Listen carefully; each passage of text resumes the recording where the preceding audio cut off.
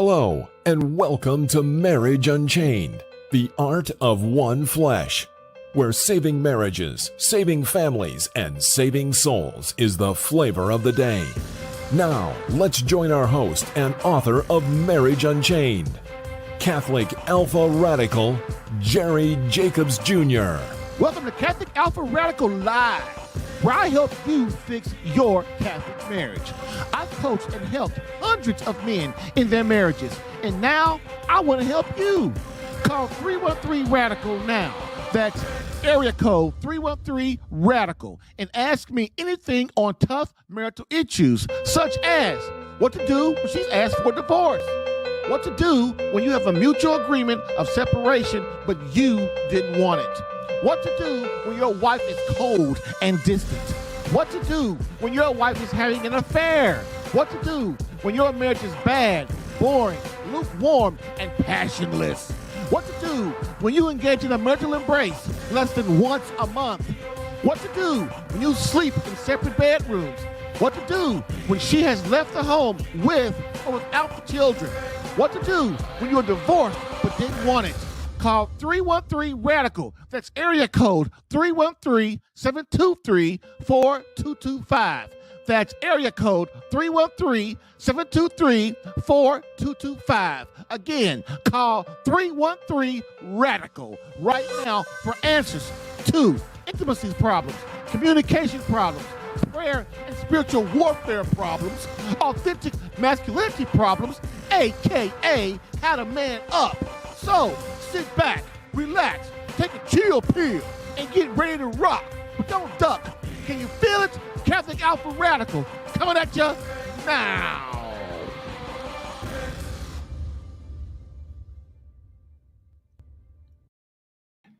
Hello, everybody, and welcome to Catholic Alpha Radical Live, the podcast that helps you fix your Catholic marriage while also giving you winning tactics for marriage problems, girlfriend problems, and intimacy problems for men. But moreover, my main mission is to keep you out of divorce court. And we're Marriage Unchained, the art of one flesh, divorce combat coaching is the flavor of the day, while also helping men understand marriage and courting, not dating in the Catholic faith. Why? Because dating is for sex and courting is for marriage. In this 160-second episode, 33 things Catholic women do to screw up their marriage, part 3, plus live phone calls from you. Please remember to give back and help other marriages by sharing this podcast. And if you are getting value, give it a big thumbs up. Don't wait. Get in that queue for some resolution to your marriage confusion.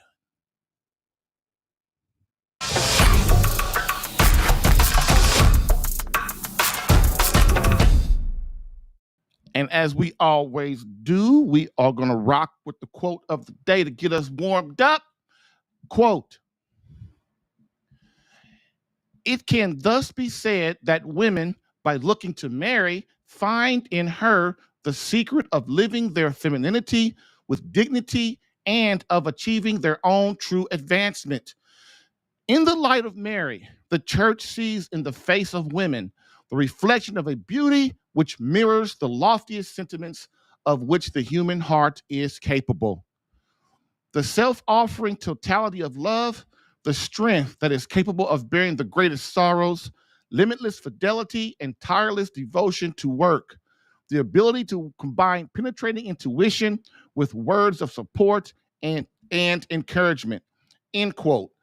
Pope St. Paul II, in his encyclical Redemptoris Mater, paragraph 46.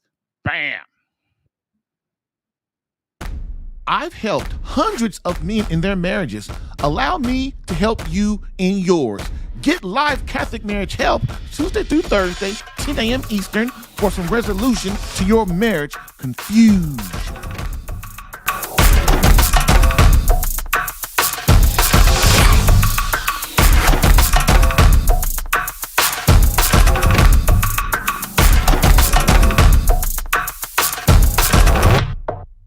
Okay, all right, let's go. Uh-oh. What the heck? So let's get going. So today we're going to rock this. We're going to review what we did in episode 1 just to get us going a little bit. Then we'll get started with the 33 items to help women understand what is going on in their marriage. And so why do I say that women, there are 33 things? There are probably more. I'm sure you guys can think of a lot more than me because, well, you can. And I am doing the things that I see that are really hurting marriages, that are hurting husbands, and are hurting children. And if it's time that we hold women accountable, it's time that we start to hold women accountable. They've been getting away with crazy stuff for 60, 70 years now. And it's time for us men and kids too. Hold them accountable. No more thinking you can have it all and then your home is going to be taken care of the way it should be. And we all think about it, our homes aren't being taken care of properly by our wives most of the time. If we all think about it, they're just doing too much. They got too much on them, and they have a lot on them. And a lot of it is men's fault, but a lot of it's their fault too. They have drunk the feminist KoolAid, and they don't realize it, and they're miserable. And I hate it. They hate it too, but they're gonna toe that line, ain't they? You know, I am woman, hear me roar. They're gonna toe that line, and it's not fair. It's not fair to their husbands. It's not fair to their children. This is how women sacrifice. Again, you've heard me say that women always want men to man up and do what they want and cater to them and love them and make them feel number one and make them all these things. But then as soon as it comes to them fixing themselves, whoa, wait a minute. I can't do that, honey. I got to go on this cruise with my girls, right? I got to go on this all-inclusive resort. I got to go out for girls' night every week. I got to go out with my co-workers. Don't worry about I can't cook and dinner ain't ready. Don't worry about that. Baby, you go ahead and buy something. We'll go to McDonald's every night for 7 nights straight. All right? We all deal with it. We've all dealt with it, or we are dealing with it. And it takes a very special woman to have the humility to submit to God and submit to her husband in love, respect, and devotion. And you know what? No one has to agree with anything I say. You don't. You know why? It doesn't matter. Because the proof is in the pudding, isn't it? Just look outside your door.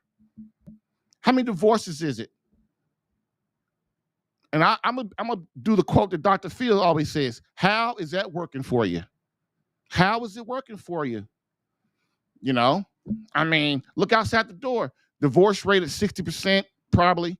A little less, a little more. Doesn't really matter. You know, all the kids are miserable. You know, divorce, husbands are happy. Husbands are unhappy. And they don't want to say anything because they don't want to lose their wife for her to get all mad, you know, and that's just how men are. We don't like our wives being upset. So we just kind of let them just kind of whatever. And then if we try to protest too much, they get mad at us. Don't talk to us. Don't give us sex. They do all these things. Women do all these things except look at themselves in the mirror. And it's time that men hold them accountable, and children too. It really is. Because we want men to fix themselves, but women don't want to fix themselves, and it's not fair. It's not fair anymore. Look to God, look to the Holy Spirit, and look to our Lord. And so today, what we're going to do is we're going to review why women are so miserable today, and we're going to review why wives are so miserable real quick. Then we're going to get to the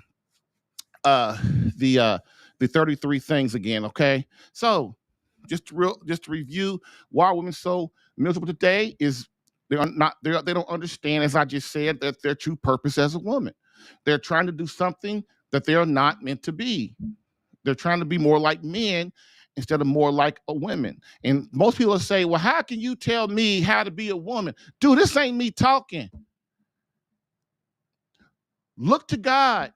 Look at the Blessed Mother. That's what a woman's supposed to be. Just listen to the Holy Spirit tell you what a woman's supposed to be. Okay? This is not me. I'm not judging what you're doing because it's your marriage, it's your husband, and it's your kids. It ain't mine. I'm just letting you know what's up. You can keep on doing whatever you want to do, and then you won't have a husband.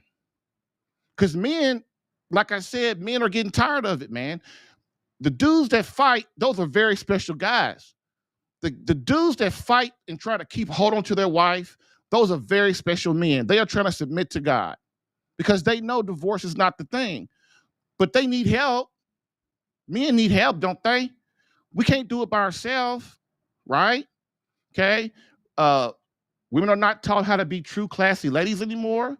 Women are psychologically, emotionally, and spiritually traumatized from giving away their gift. The weakness of men, of us men not controlling ourselves or giving women broken promises. The heavy burden that women have lofted up on themselves. Women, they have no idea of understanding of what men and society truly need from them. Women trying to toe the line of feminism, the absence of God and his church in their childhood and in their life, and women are demonically oppressed, and there are no fathers in the home. Why are wives miserable? It's a little different, right? The pain of failed past relationships and marriages. Wives are miserable because of the pain of a neglectful, distracted, selfish husband.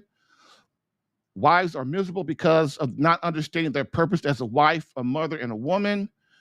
Wives, they are not fulfilled as a woman, and they are not fulfilled sexually. Women, they are demonically oppressed. Wives, are demonically oppressed, and they have because of no spiritual warfare by their husbands. And the last one, before we go to break, is women won't submit to Christ or their husband, and so they are miserable and unsatisfied. And one thing I want to say on that one that I haven't said before in the other two episodes is this is another pet peeve I have with women, especially wives who want a divorce. And then especially you feminists or the wives who think they're not feminists, but they really are. There's a thing called the natural order. So the natural order is how God has placed the protection, his protection and the protection of from the demonic, from Satan in our lives. So the natural order is God, Jesus Christ, the husband, the mother, the wife, and the children, right?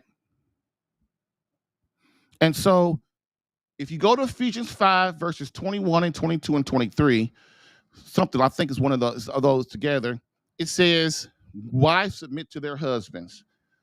And it tells the man to husbands submit to Christ and die for your wife as Christ died for the church. And so women have this thing of, I'm not going to submit. Fine, don't. The reason the natural order is set up like that is one of the reasons now is from protection from Satan, from evil. Okay? Being that the wife's number one main sole purpose is to bond and nurture the children and nurture her husband, she does not have time for spiritual warfare like a man does.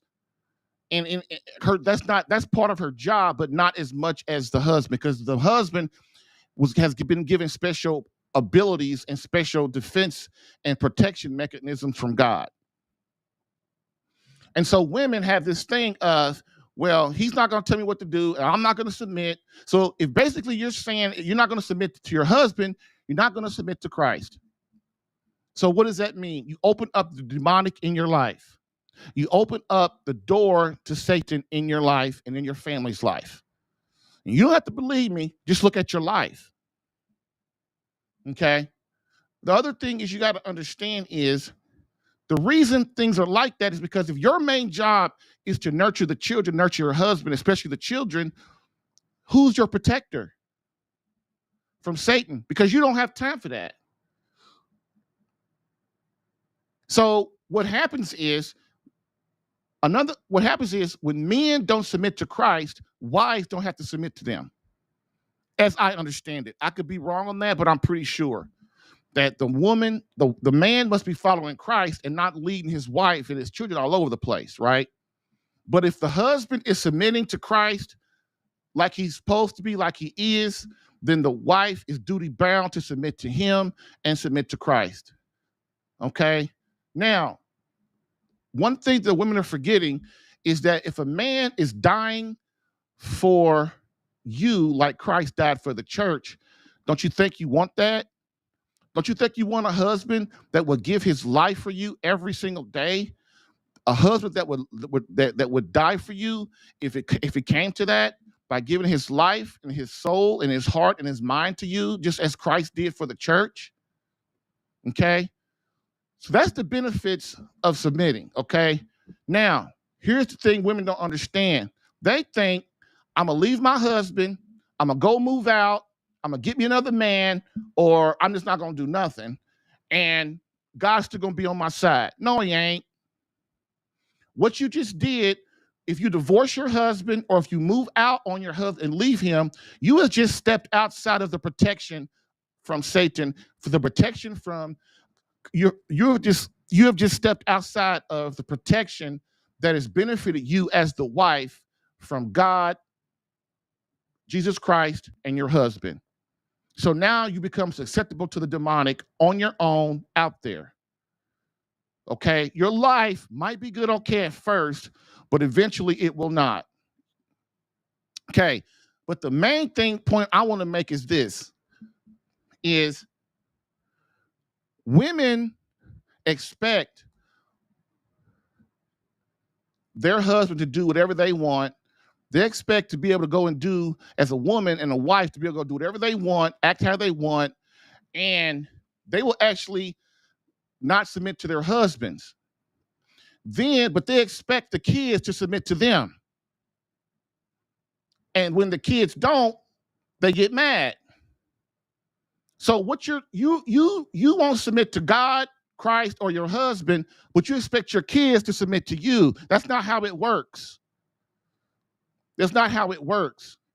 You can't abandon your husband and your family and just go out and do whatever you want and expect the kids to be beholden to you, because kids ain't stupid.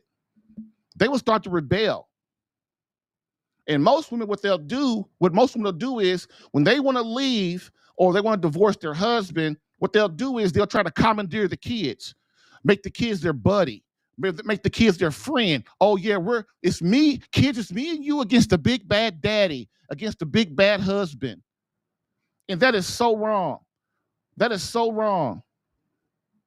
And I cannot go along with that, and neither can God. And so this is what you got to understand. If you break up your family, you're not just breaking up your family.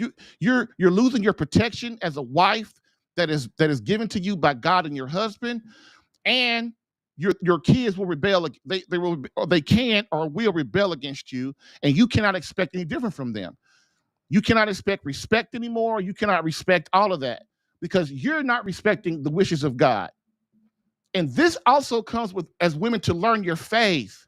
See, you guys think, well, he's just his opinion. This is not my opinion. I might not be perfectly on the points exactly, but I got the gist of it. Anybody who's a strong Christian, they know, or Catholic, they know what I'm saying is true. They know what I'm saying is true. The reason the natural order is set up the way it is to protect the women and the children. And without that, without God, Jesus Christ, and your husband, you are susceptible, and your children are susceptible to the demonic. You have no more protection.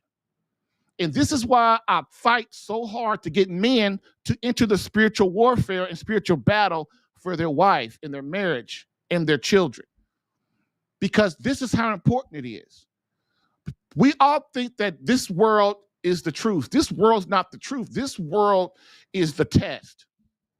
Are we willing to endure the test? And the test is what? Am I worthy as a man, as a woman, to stand before God in the beatific vision? Am I worthy of that? If not, If I don't choose God, then I choose hell. You have to ask yourself, ladies, am I worthy to go to the big party? Are you? As a woman, are you really ready to go to the big party, to hang out with God and the saints and the angels? Are you? I can't answer that. Only you can. But I would advise you, if you ain't ready, you better start getting ready. Because you got a man there that really loves you. He just doesn't know how right now. And you've got to woman up and sitting down and talk to him and help him to understand that you love him and that you have problems and issues. And like I said yesterday, any man worth his salt as a husband will sit there and listen to you if you let them know that you have a problem and you're hurting. They will, but you can't nag him. You can't criticize him. You can't disrespect him because he won't listen to you then. He won't, because he's not wired like that. All he hears is noise when you do that. And I don't want that for you, and neither do they.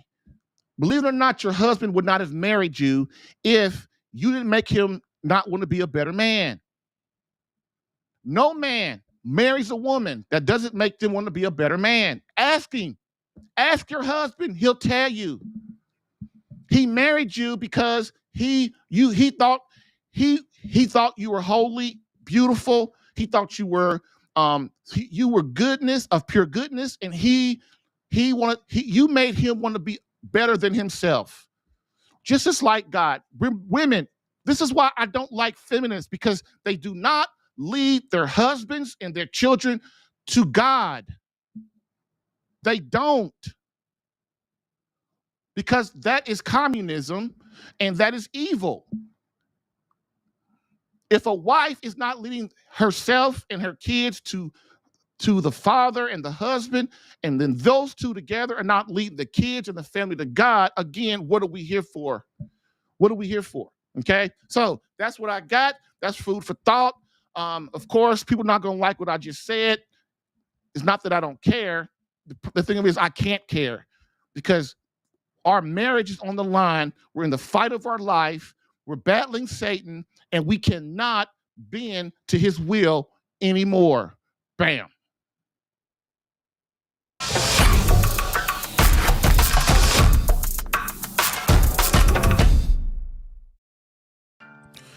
If you're getting value from this podcast and would like more personal marriage help, visit SaveMyCatholicMarriage.com for an opportunity to work with me personally for free. Yes, within 30 days, learn how to become a better husband that attracts your wife back to you. Visit SaveMyCatholicMarriage.com and get a plan tailored specific to your marriage and situation. I've helped hundreds of men in their marriages. Allow me the chance to help you using my personal and gained experience. Visit SaveMyCatholicMarriage.com for superior coaching for your marriage. Again, SaveMyCatholicMarriage.com. That's SaveMyCatholicMarriage.com to become the man God created you to be and the husband your wife needs. Lastly, I always get the question, why don't you help women? And I always answer them, I do. So, for all of you beloved wives out there that want to reignite that feeling of emotional closeness and complete love from your hubby, consider marriage coaching and visit SaveMyCatholicMarriage.com for an improved marriage within 30 days.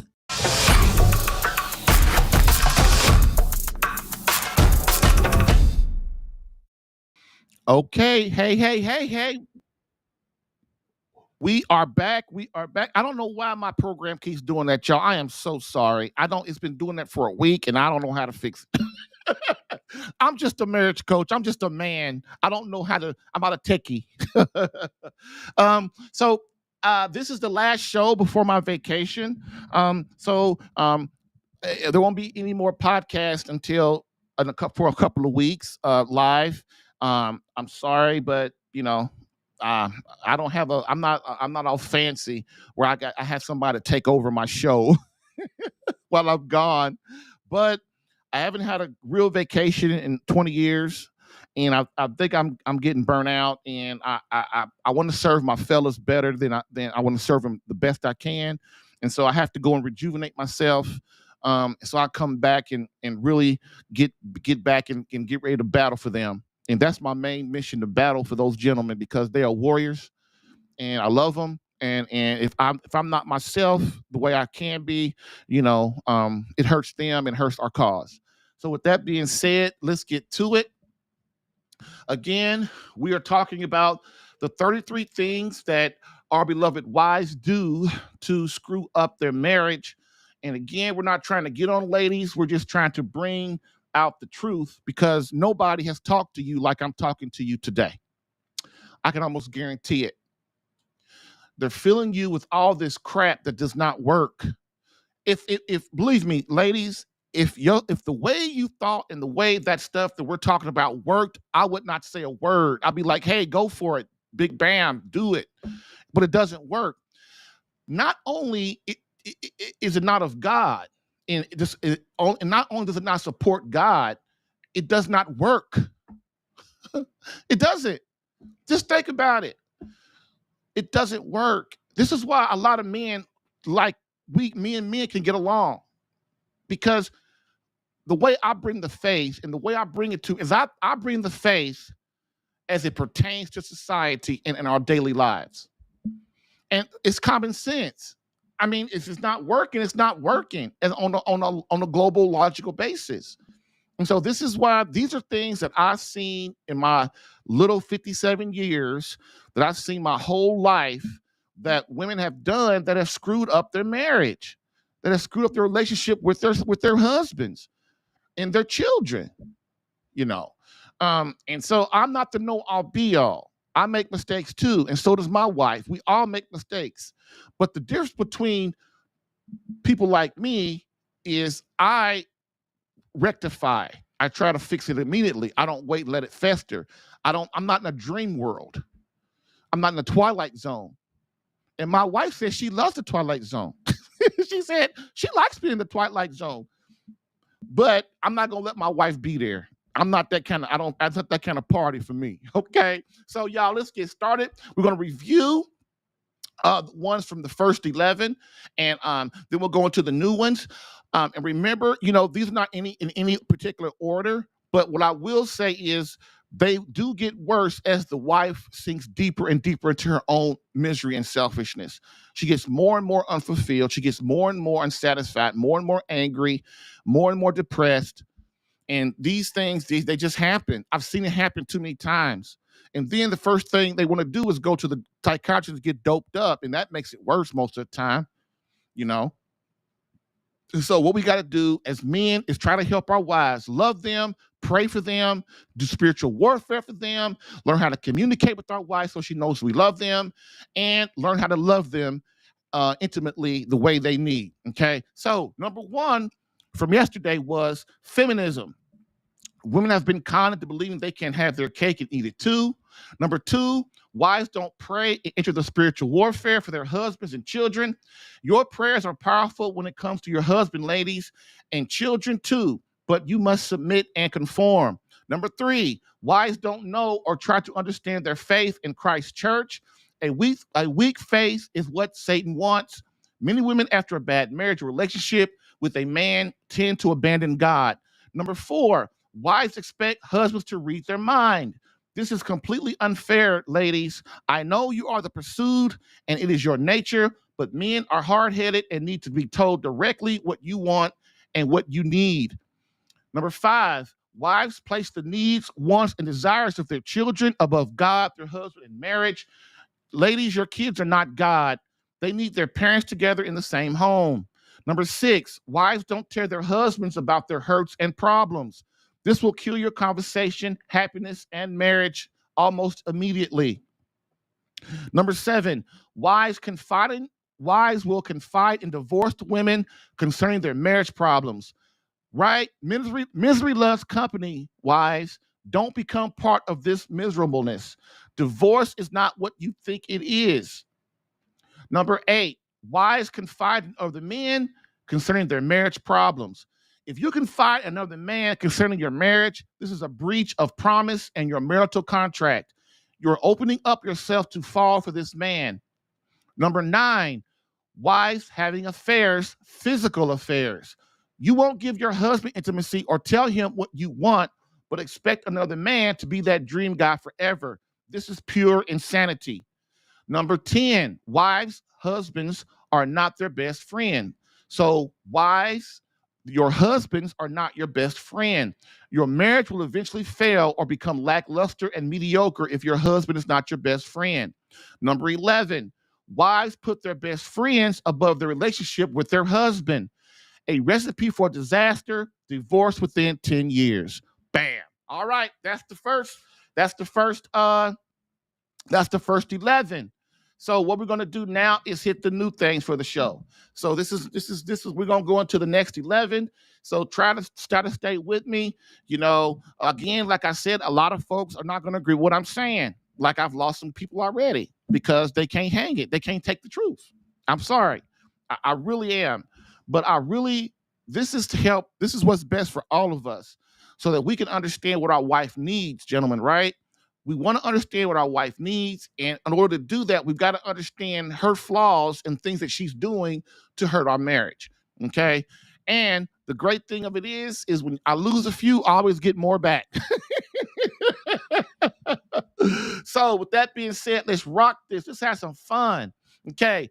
So number 12. Okay. Wives cut their hair like men.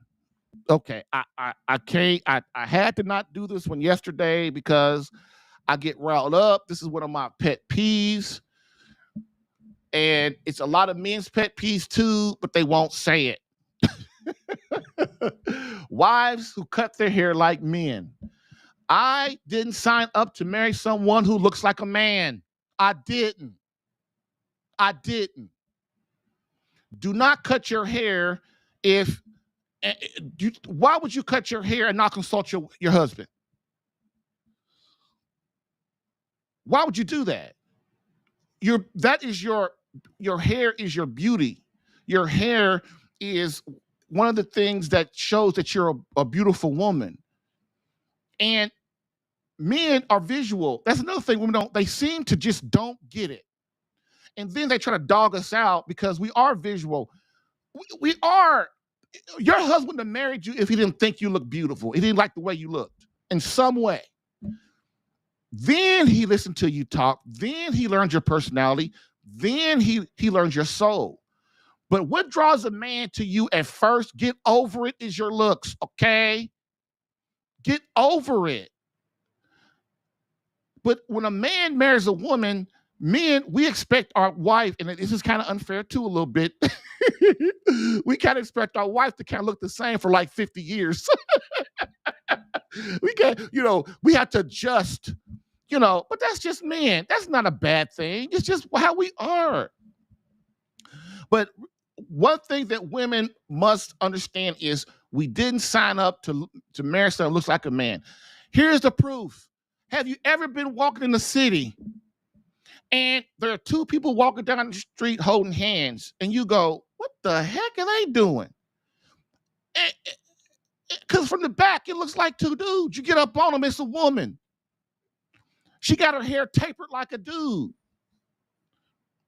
And she's got on blue jeans and what do you call those shirts? Like a regular shirt, not even a blouse.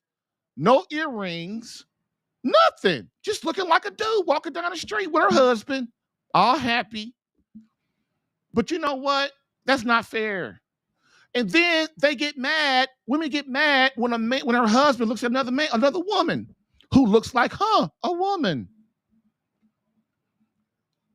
My thing is, women who cut their hair, most of them, they're damaged. They're damaged emotionally, psychologically, and spiritually. I've seen it my whole life. Most women who cut their hair, even the older ones who go, well, I'm cutting my hair because it's more convenient for me. See, that's selfishness. That's selfishness. It's more convenient for you. What about your husband? What about the man who you say you love them for the rest of your life? You said you're going to try to please him and love him and be first and love him with all your heart. What about him? Did you even consult him before you start looking like a dude walking down the street? And the reason I say women are psychologically, emotionally damaged is because here's what happened with women. Just like with the one I talked about, God, right? Here's what happens to them. They give away their gift. They get hurt, then they become a lesbian, they cut their hair, and they become a feminist. It's almost clockwork. And if they don't become a feminist, then what they do is they're hurt. And this is what people don't understand about women. Women, this is why God has tasked that women not give away their gift, because they cannot handle it psychologically and emotionally and spiritually. They cannot handle it. If women have sex with anyone other than their husband, they will get damaged psychologically. They will. But see, all this, the society tries to make women think that they can handle all of that. You can't, ladies. You can't. And then when you get married, you're going to take all that baggage into your marriage with a man who has no idea how to handle that. I've seen it too many times.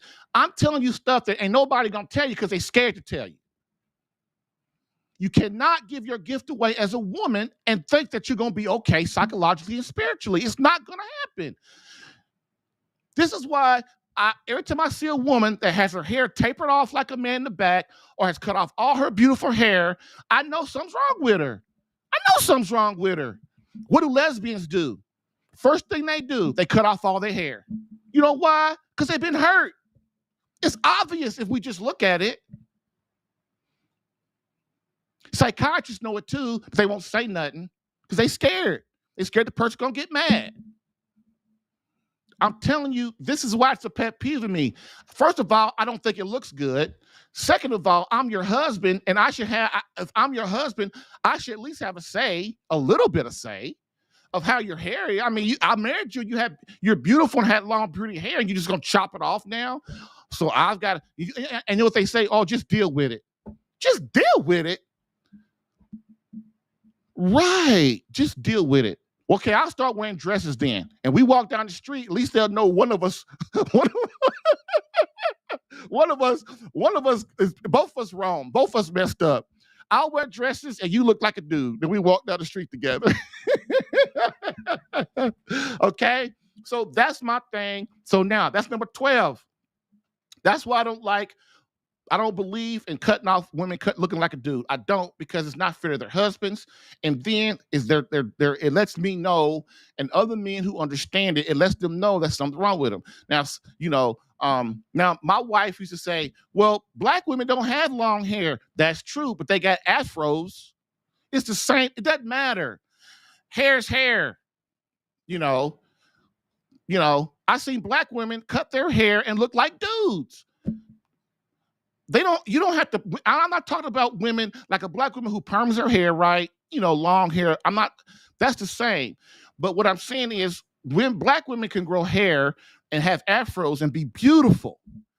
So to me, it's the same thing. If a black woman has an afro and looks beautiful with her hair, and then she goes and cuts off all her beautiful hair to look like a man, that's not cool, man. It's not cool. So number 13, which goes on with the one I just talked about. Wives stop looking appealing for their husbands. You must understand, ladies, that men were visual. Ask yourself, is this what my husband signed up for? A woman who allows herself to go physically. Look, I understand women have babies and they have all these things happen to their body. They get menopause, they get on their menstrual cycle, and all these things happen. What I'm saying is, if a man marries a woman and she's 300 pounds, that's completely different. But I've seen 300-pound women still take care of themselves. They got their hair together, they got their earrings on, they got their dresses on, they look very feminine, they're very ladylike. That's what I'm talking about. And what I'm saying is women get too comfortable, just like men get too comfortable. Okay, I got him now, or I got her now, so I can just look anywhere how I look. I just look how I look. He gonna set me for who I am. And your husband in his mind is going, oh my God, what's going on? And so what happens is, first thing a wife's gonna do is I have this happen to me all the time. Women listen to this thing, they're gonna go to their husband and go, is what he's saying true? And you know what your husband's gonna say? Oh, baby, no, baby, that ain't true. He's full of crap. Of course your husband's gonna say that. Of course your husband's gonna say that. Because he's not going to upset you. And I wouldn't say that. I wouldn't call my wife fat if she was fat. I wouldn't say my wife, oh, you don't look good. No, you can't say that. Women know what look good means. They do. If you love your husband, if you say you love him, look special for him. I'm not saying every single day, but darn, at least 5 out of 7, like, look decent. I see women, dude, I see them. I'm out in the thing. Women go to the store now with rags on their head, flip-flops on, pajamas at the store. And they married and stuff. Or if they're not married, how do you expect to get a man looking like that? Men, we are visual, and women, you know that instinctually. Please, your husband, you said you love him. Give him what he wants. Serve him a little bit. He's gonna love you anyway, but it's a benefit when you look beautiful for him. And I'm not saying every day, like, of course, you go out to dinner or something, go out to like a date night or something, of course, you're gonna look nice, I would hope. But on a day-to-day basis, keep yourself together. Keep yourself together. Look feminine for him. If you do have to wear jeans or whatever. I was watching a show of Murder, She Wrote. Jessica, that's my girl. And there was an episode where they were in the country, and there was this lady on there, and she was like a rancher or something. Like, she was head of a ranch. But man, she was still she had on she had to wear her little blue jeans and had to wear her hat, her cowboy hat stuff. But man, she was still very feminine. The way she acted, the way she talked to men, the way she moved. I don't understand why women like try to act like a man and deepen your voice and walk like a man and talk like a man. That is not what your husband signed up for, okay? And that's I just want you to understand that your husband loves you very deeply. He really does. But he also likes to look at you too. He really does. And most men, we're married to our wives and we see the beauty beneath them too. But you know what? Give us some candy sometime. Don't just get in a habit of just looking any old kind of way for your husband and then have the gall to get upset when he sees a nice looking woman walking down the street or in the store or on TV. How can you be hypocritical like that? It doesn't make sense. Okay. I have a caller. So I'm going to do, let me see. Oh, we're doing good today. So next one, caller, I'm going to do this number 14, and then I will take your call. So number 14 is wives can't cook.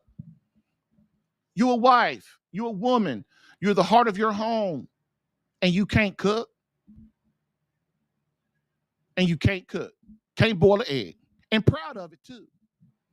How can you as a woman expect your husband, there's a saying in Louisiana, I think it's Louisiana, but in the South, where, when a woman cooks for a man, she got him. He becomes infatuated with her. And I'm pretty sure that's in the South. Might be Louisiana. It's New Orleans, that kind of area. Man, I had a friend, and I was in the Air Force. So for all you don't know, I was in the Air Force for like 10 years. And I had a friend who was from Louisiana, and he would always tell me, he said, yeah, man, we're real wary of to let women cook for us because we know they got us. We get to become infatuated with. They put something in the food or something. But we would joke around about it. But that is a thing. I know, man. The first time my wife, Mary Kathleen Jacobs, bless her soul, dude, she cooked for me. I went over to her house, and I sat down, and she made, and it was a simple meal too. It wasn't even anything grand. She gave me some Kool-Aid because she know I like Kool-Aid, some Brussels sprouts, and I don't like Brussels sprouts at the time. I didn't. And then she made me some pork steak. Now, a lot of you don't know what pork steak is, but it's like the low end of the pig or something. But anyway, I'd never had it before in my life. I've only ever had like pork chops or something. Man, my wife sat down, and we were just dating at the time, y'all. We was just dating. Man, she sat down, just watched me, and I ate the hell out of that meal. She'll tell you, if you ever meet my wife, she'll tell you, I think I fell in love that day. I think I did. I think I really did. I fell in love that day. Oh, that was so good. And I was like, wow. And ever since then, my wife has made a point to cook for me. That's why I'm a big guy. See, she trying to keep me under control, y'all. So look, women, believe it or not, even though your husband loves you, he wants you to cook for him. He wants you to show you. Women who can cook, they use that to show their love and devotion and appreciation for their husband. It's a love thing. It's not a duty thing. You see? It's one of those things where, my God, she's cooking for me. She loves me. She cares about me. My wife won't even let me get my own food. Now, and although I try, I can cook, y'all. I really can. I can burn pretty good. I'm not like her, but I can cook. I like my own food. I can cook. I can cook chicken. I can cook lobster. I can cook whatever you want. I can, because I grew up like that. I grew up in my own house. My mother worked 10 o'clock at night to 7 o'clock in the morning, and she'd be asleep all day. So me and my sister had to learn how to cook. So that's how I learned.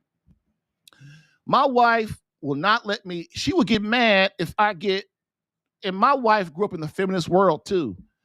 So don't think that she was like, oh, she's just being weak. No, my wife's not like that. My wife's a very loving, caring, devoted wife who wants to love me, right? And as a man, even though a lot of times I can get my own plate. I get up and cook my own food, but I don't do it. You know why? Because I don't want her. That's showing her that I don't appreciate her. That's one of her things. And so what do? I just sit there. I just sit there and wait for my food to come, and that's how she shows she loves me. And I have to, as a man and a husband, I have to let her know that, right? I have to submit to my wife and know that that's her thing. And so when I talk to ladies, when I'm talking to you ladies today, believe it or not, that's not a duty. That's you showing your husband you love him. It is. And you showing your kids you love them too. My wife says cooking is about love. And most women will tell you that. Most men too. We all kind of know that. And so when a wife is cooking and you come home and you smell that, that's the smell of love in the house. That's why women, it's about nurturing your children and nurturing your husband. If you want your husband to fall deeply in love with you, learn to serve him.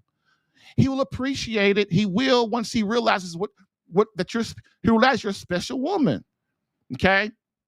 So that I'm going to take this call. I'm going to pause at 14. I'm going to take this call, live caller, and I hope I don't get cussed out today, but I have before. So, so I'm ready for it. So let me see who's on my call today.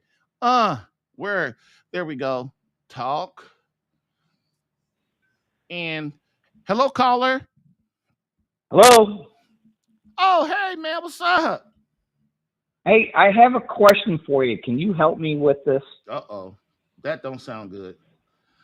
No, it's what you're talking about today. Uh-huh. I need to know, how do you handle the different upbringings from different areas of the country? You're just talking about Louisiana. I'm from New England. Nice. And in New England, we're known for being very genuine, direct people. So I'm going to give you an example. In your 18 areas that you talk about that you can't do to a wife that are marriage killing things, you're also talking about the 33 things that wives do to kill marriages. Yep. I'm asking you, can you help me define a fine line of a comment I'm about to make? My wife was 130 pounds when I married her, and I thought she was the most beautiful woman I've ever met. She put on 36 pounds in 4 years, and I did a simple math equation. And I asked her, I said, how much have you put on? She got on the scale and she said 36 pounds. I said, 36 divided by 4 is 9. 9 times 10 is 90. 130 and 90 is 220. If I want a fat woman that lies to me all the time, I would have married my daughter's mom. That is being kind in the area I grew up. Right. That's being kind. Not saying anything and say, oh, honey, you're beautiful is not the truth. That's just being nice. But that to me is being cruel because you're not helping your wife understand if she takes care of herself. So I'm trying to discern from what you're teaching today and what you've taught in your 18 marriage killers. How do you walk the fine line on that? Because she's much more attractive, like I saw her in court on the 19th of April. She lost all that weight. And I'm saying, she's getting ready for another guy. Yeah. I don't think she's doing it for herself personally. She's getting ready for another guy, or she's maybe getting ready to come back to me. It's one of the three is my opinion. But how do you walk that fine line on what you're teaching today about being honest with taking care of yourself as a wife? And she clearly wasn't. She was wearing frumpy clothes and just wearing stuff around the house out in public. And I was just like, I wish she would just put a dress on, put some makeup on. She stopped wearing makeup. Mm-hmm. So it's just that, and earrings, bought her nice earrings, bought her nice necklace. How do you walk that fine line between where you're criticizing and you're actually giving constructive criticism? Because from New England, that's constructive criticism. I don't want a fat wife. That's just my own preference. She wasn't fat when I married her. Okay. So this is very touchy. And believe me, I'm the king of doing touchy stuff, but this is really touchy. This can end your marriage. Because the reason why is women don't forget. If a man tells his wife that she's fat, she will never forget that. I mean, she won't. She will never forget that for 90 years. And so what you have to do, here's how you do it. Your wife has to know that you love her deeply and that you have her best interest at heart, number one. Then she will start to, most of the time, they will start to look better on their own. What I've seen is women who don't feel loved, who don't feel like they are, they're treated like they should be treated and things like that. They kind of a lot of times go into their own self and just kind of don't look. They just kind of start looking anyway. And one of the things too is that in order to get her to see, a lot of times what you could do is guide her. Like, don't tell her she's fat, but like ask her, hey, baby, you could will you work out? You know, want to go for a walk with me? You want to get a machine and we can work out together? You know, hey, you as a man learn how to eat. And so then you say, hey, baby, can you cook this chicken for me and with this broccoli or whatever? And then that will help move things along. But man, even that is not what you're looking for, I know. But what I'm telling you is there's no good way to do that, so I stay away from it. The reason why is you hear me today telling women what they can do to be better women, to be better wives for their husbands, but their husbands really can't tell them that because they will get mad and get upset. And so what I started doing is I look at my wife and try to find the positive things about my wife. Then she knows I love her, and then she'll start to make herself look better. She'll start to wear earrings. She'll start to get her hair right. She'll start to dress better because she knows a woman who feels good and fulfilled and satisfied, she will do that stuff naturally anyway. Okay, especially if she knows her husband loves her. And the last thing is guide them. And that's, man, I know from where you are from, that like the New York area, New England area kind of area. And what I always say is, that you've heard me say this a million times, do you want to be right or do you want to save your marriage? And so that's always in my head when I talk to my wife. Even me, I'm a marriage coach, and I still do not. I talk to my wife in a certain way that I don't talk to anybody else that way. What do you think? Well, I agree with it. I just had one kind of caveat I wish you could clarify for me.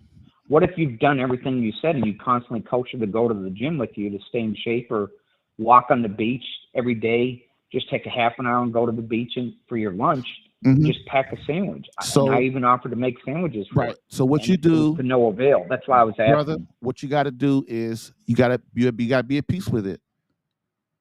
That's your wife. Okay. That you know what I'm saying? You chose her. You know what I'm saying? What I'm saying is there's no 100% way, but what it is you lead. And those things I talked about, I was showing you how to lead, and then hopefully she'll come along. But in the end, it works like this: she can refuse you and the Holy Spirit all she wants, and this is why you hear me talk about a lot about is to be at peace. What happens that way you don't start feeling negativity and resentment and stuff for your wife, because once we start to feel resentment or things like that for our wife, it comes out in our pores when we talk to them, when we interact with them. And this is why you gotta don't try to control her. In the end, you gotta let her do what she wants to do, because she's a grown woman, and a human person. You see? Okay. I just thought I'd ask. No, I think it's a great question, but it's hard, buddy. Marriage is hard. But think about it. Think about it like this: when you don't say the things, it's painful to you, right? Isn't it? Think about what it's painful to you not to be able to say to your wife the things you want to say. And so what is that? That's called sacrifice. That's called suffering. And that prayer, if you offer that suffering that you're feeling, but not be able to tell her these things, then you offer it up to Christ for her, and then let the Holy Spirit work on her. Because it's painful not to be able to say. That's why people lose control. They lose control because they get angry, and then they have to say, "I can say whatever I want." But controlling ourselves like Christ is how we become real men. Does that make sense? Yeah, I want to make one more comment so you can get back to your thing. Yeah. I was always taught you always choose. You have a choice in pain. You either choose the pain to remain married and put up with the woman being fat and not honest, or you have the pain of going through a divorce proceeding. And I always say pick your poison. I always recommend picking the lesser of the two evils. Mm-hmm. So if I can assist my wife in losing the weight and save the marriage, to me that's a loving gesture. But that's just me. But in the end, man, look at it like this. In the end, does God force us to come to Him? No, we do it because we get out of grace with God. And because He loves us. Because we come to God because we realize He loves us. We're on fire for Him, and we want to please Him. So with our wives, it's the same thing. In the end, we can do all the things that we can to show her we love her. We can do all the things we can to bond with her and unite with her. But in the end, we can't control her. She is her own woman. She is her own human person, which is what God lets us know. And so we can't force her by fighting and arguing with her and try to convince her. And so what we do is, like you hear me say, I forgot what saint said it, but our job as Catholics is to, and Christians, is to inform, not to convince. Convincing is the Holy Spirit's job. And that's why the first thing I have men do is to enter spiritual warfare. If you want your wife to change, pray for her and ask God, is that what needs to happen too? You see what I'm saying? Controlling, sure. It makes things, try your best to be at peace with is what I'm saying. It works a lot better. Yeah, and I agree, because I'm not trying to control my wife. I'm trying to lead my wife to Amen. Because I know you. I know you, man. I know you, brother. I know you trying to do that. I'm with you. All right. Hey, brother. Thank you. Thanks, Sherry. Bye. All right. Bye.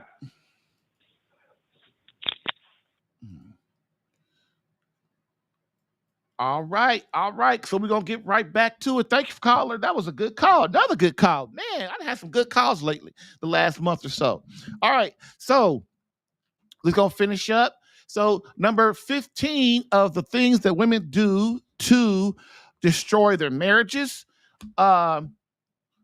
Wives deny their husband sex as punishment. Okay.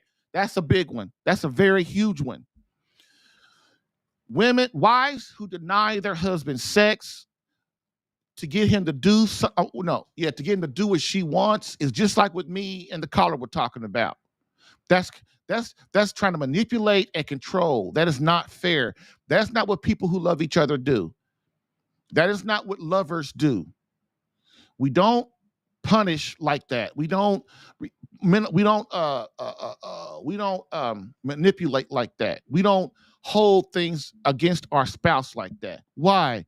Because like I just told him, it builds resentment. One of the things that God says that's in the church that most people don't really realize or understand is, why would God say, if you deny your husband sex, if you deny your wife sex, it's a mortal sin? Why is that?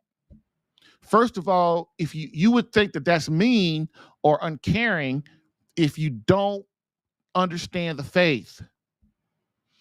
And the faith says this, God's church says this. The reason it's a mortal sin to deny your husband the marital embrace, or for a husband to deny his wife the marital embrace, is because you have to know why we were created in the first place. We were created to take those souls that God gives us and to give them back to God. God created us because he wanted to share his beautiful self, the Father, the Son, and the Holy Spirit, with creatures.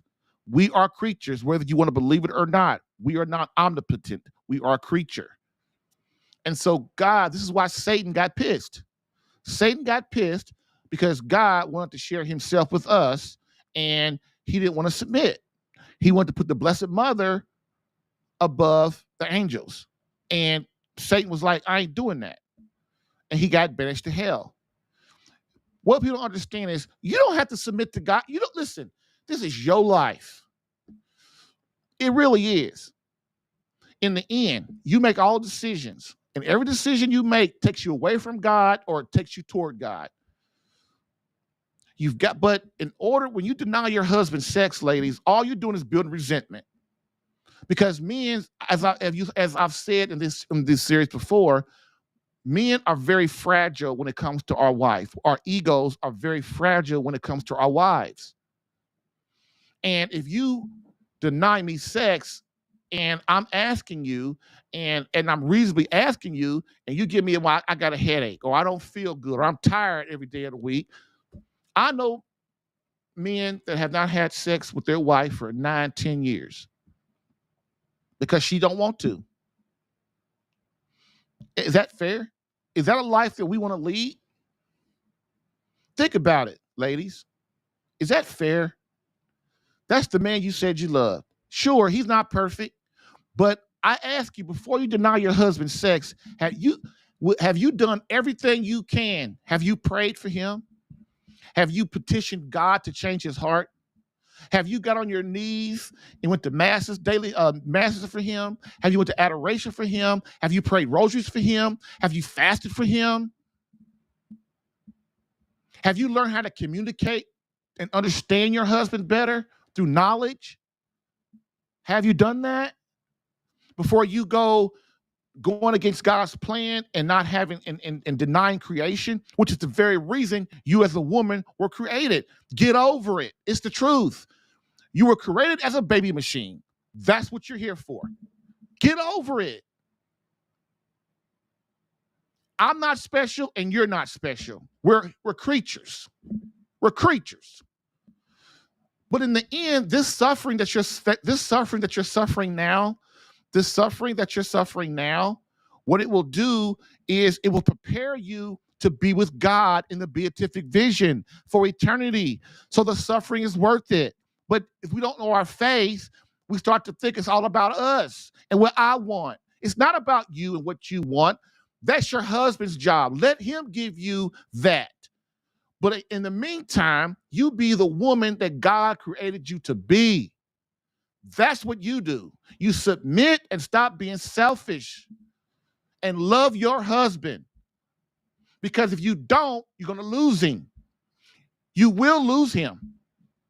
Now, everybody expects, men should control themselves. Why? We're married. We're married.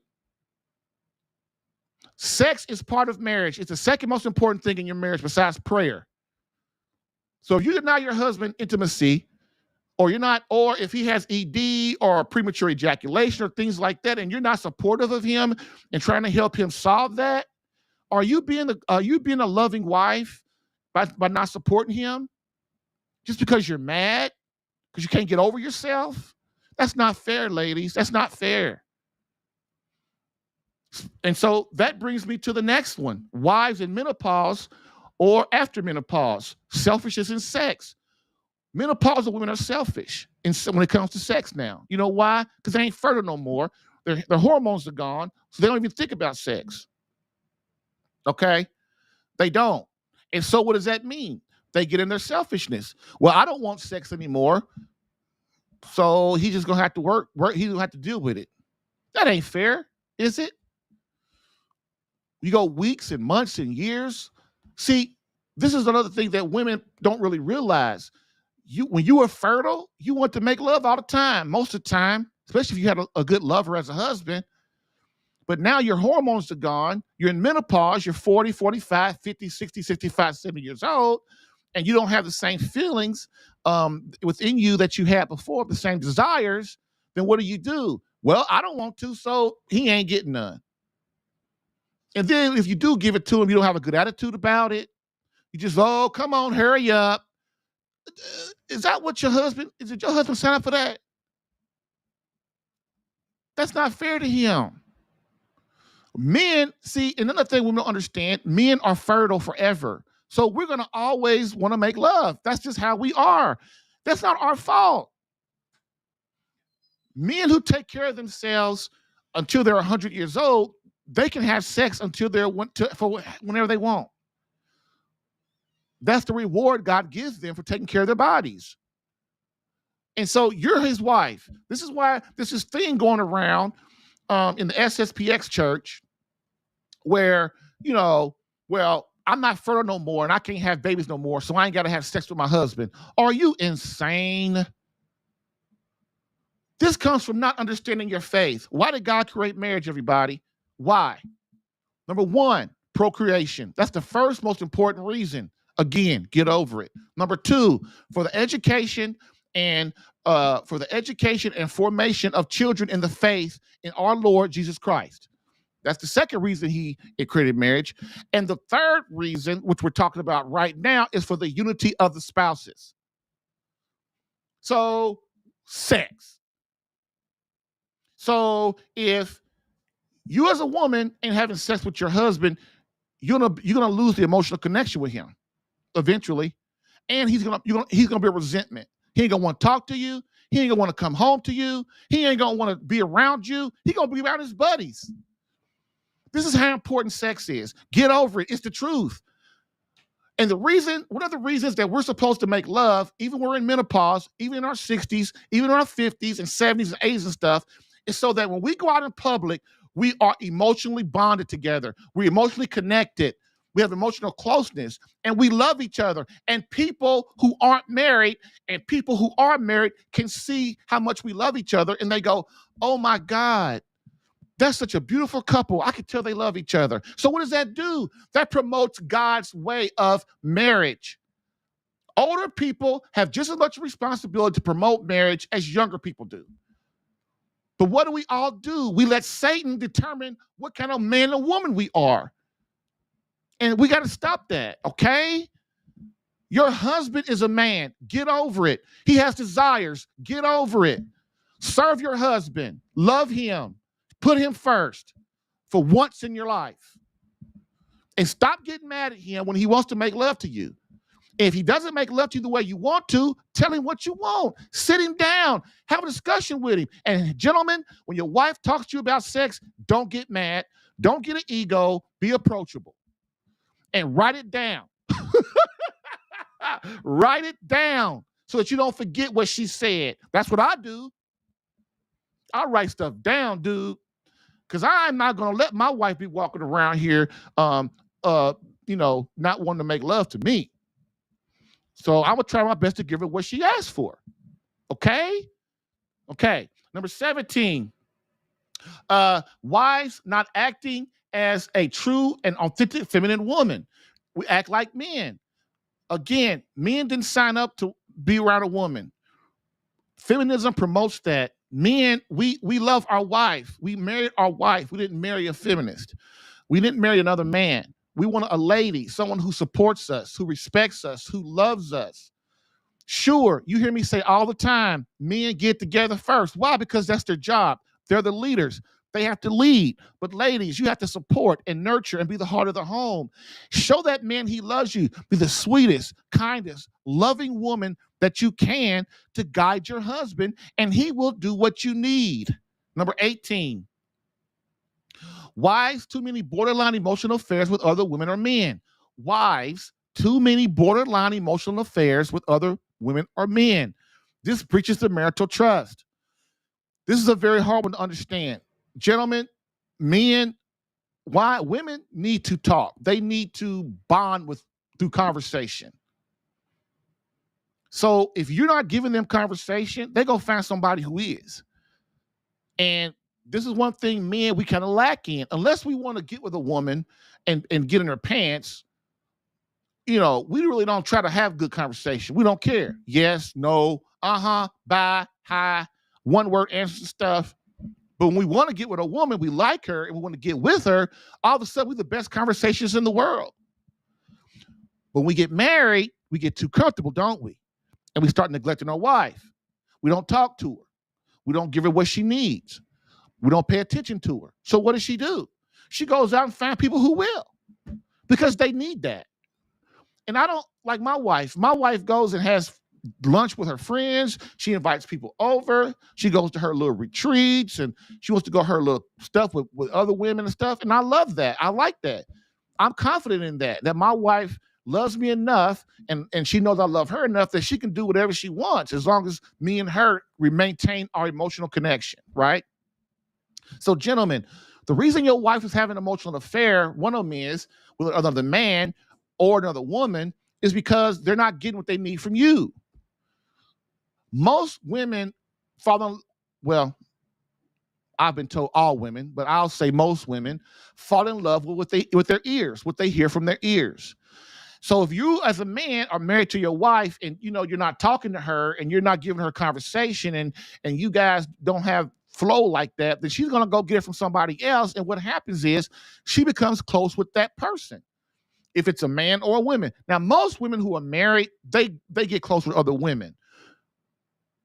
But we don't really call that an emotional affair, but it really kind of is, because women will, like I said before, telling other people about personal things that only you should be telling your husband is a breach of the marital contract. I think it is.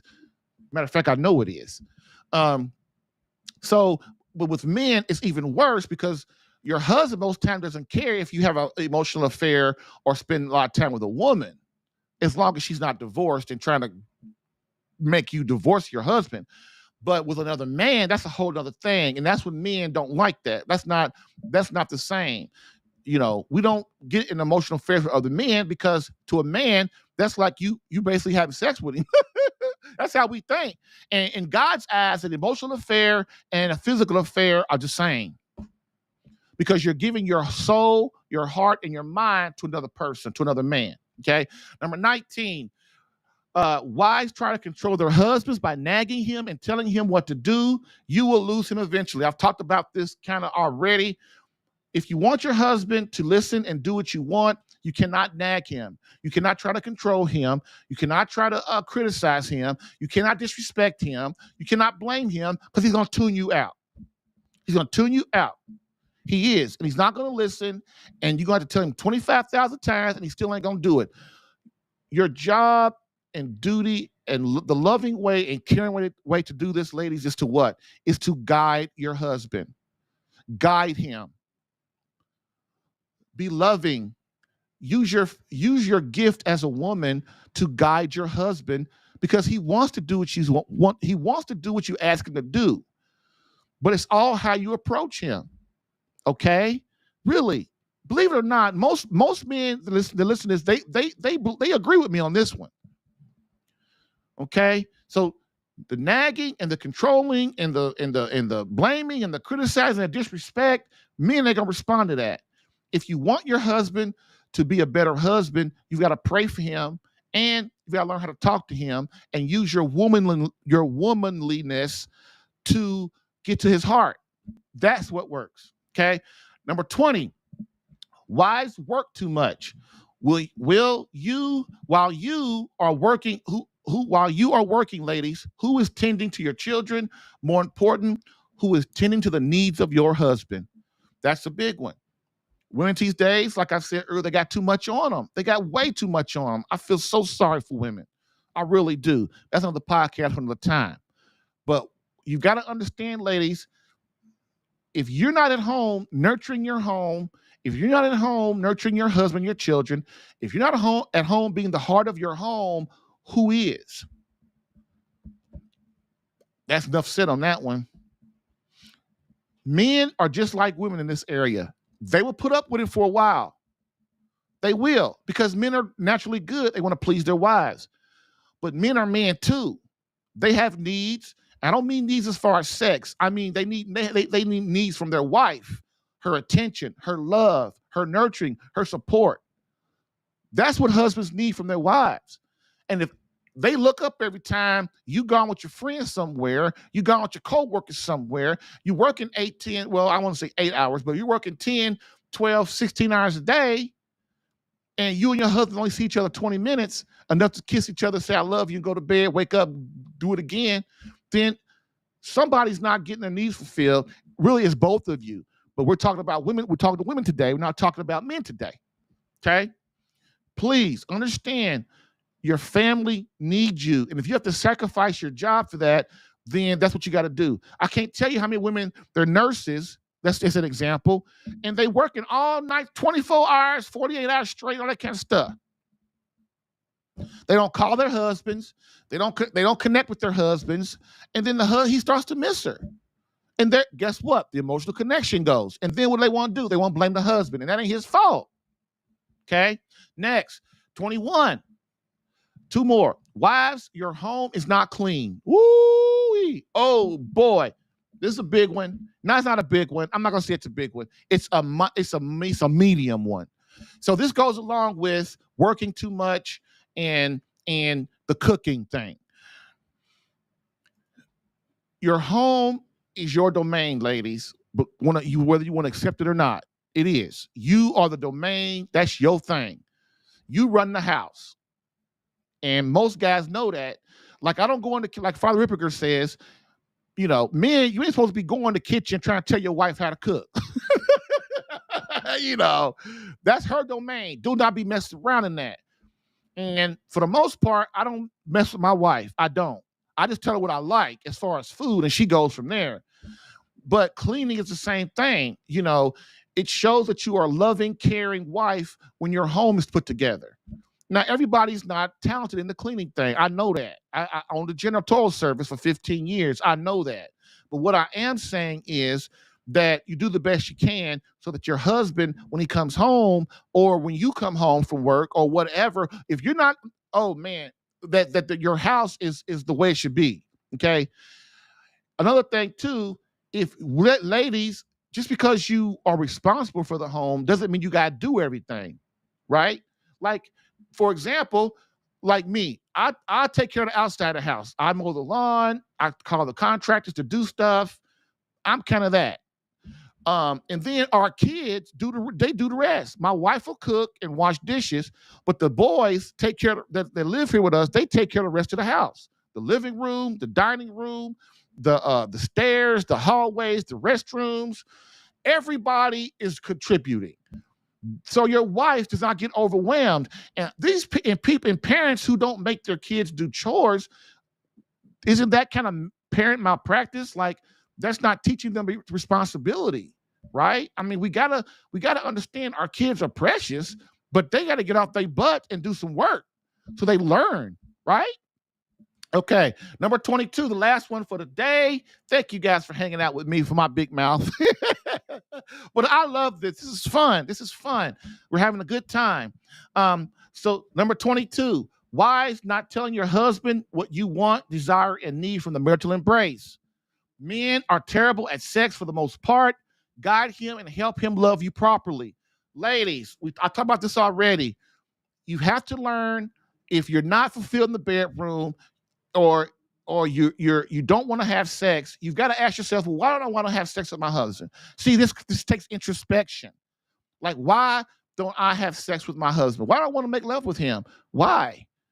And once you analyze that, do some research and try to figure out, why do I want to make love to my husband? Most women in menopause, the reason they don't want to make love to their husband is because they're in menopause. Their hormones are gone. Their breasts don't feel the same. Their vagina doesn't feel the same. And a lot of times it hurts and all these kind of things. And so men don't really understand menopause. And so that's a lot of times why menopausal women don't want to. But once the menopausal woman gets inside the bedroom, all those feelings come back when they start foreplay. Okay. That's another thing that most people don't know.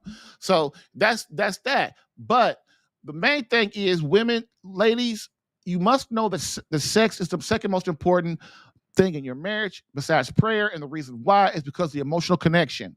You've got to maintain that in your marriage. You must do that. And sex helps with that. The loving, the intimacy outside the bedroom, the intimacy inside the bedroom, okay? So that is what I mean. And believe it or not, guide your husband. And again, gentlemen, when your wife is having a serious conversation about sex, what you do is you listen. You don't open your mouth. You don't say nothing. You don't do like you do me when you come talk to me. Oh, well, my sex is good. That ain't the problem. Oh, guys tell me that all the time. Dude, if sex is so great, why are you here? I mean, come on. You know, that's part of it, because the emotional connection is gone. And sex, if sex is done properly, that's 75% of your emotional connection. Okay, that's a lot of it. That's why it's so important. Okay. So what I mean is, be approachable when your wife wants to talk to you. And ladies, that's your husband. He loves you. Don't get all weird about it. Just sit him down in the bedroom and just have a talk about intimacy outside the bed, and talk about intimacy outside the bedroom too, not just inside the bedroom. Like, sweetheart, honey, I love you. You're my husband. I love you, but you're not preparing me properly. Like, can we talk more? Can we hold hands more? Can we go out to date night more? Can we hold hands more? Can we sit down with the kids and play games and stuff? Can we interact more outside the bedroom and stuff? Can we hug more? Can we kiss more? You see what I'm saying? Can you buy me flowers? Can you romance me more by buying me flowers and gifts and things like that? Tell him, ladies, tell him what you want, and don't get mad. And gentlemen, don't you get mad, because if you get mad as a man, that means you're not approachable. That means your wife's going to shut down on you. She is. She's not going to tell you. Listen, the more open your wife is with you, that is a blessing. That is a blessing, gentlemen. The more your wife talks, the more she talks, the more she talks, the more she talks, the more you should have your mouth shut and listen and let her talk for 5 hours if she wants to. Stop getting this thing, oh, I wish she'd be quiet. I got to go this. I got to go do that. I got to go to work. I got to go do that. It's not about you, gentlemen. Remember, it's about her. And if your wife is talking to you, that means she feels connected to you. That means she feels close to you. Then she's going to want to have sex with you. So we are done for the day. Thank you guys so much for hanging out. And we're going to go right to the closing. I'm not going to do any promotions or anything like that. We're going to go straight to the conclusion.